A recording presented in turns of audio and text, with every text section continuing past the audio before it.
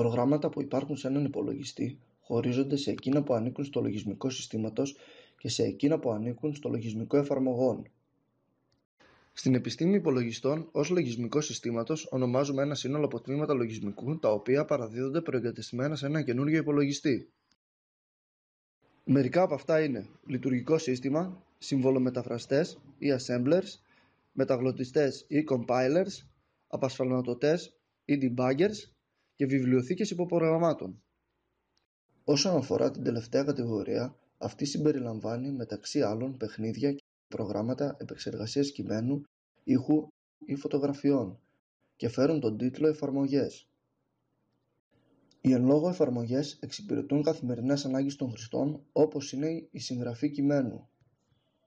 Η ανάπτυξη εφαρμογών πραγματοποιείται με τη χρήση κάποιων βημάτων σημαντικών για τη λειτουργία τους.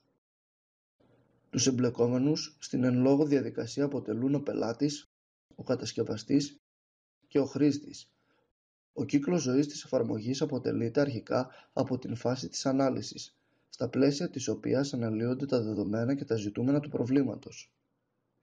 Σε επόμενη φάση γίνεται η σχεδίαση της εφαρμογής για τον καθορισμό των ενωτήτων και στη συνέχεια η υλοποίηση, όπου πραγματοποιείται επιλογή της γλώσσας προγραμματισμού. Τέλος, στις φάσεις της λειτουργίας και της συντήρησης πραγματοποιούνται έλεγχοι, αναβαθμίσεις και διορθώσεις.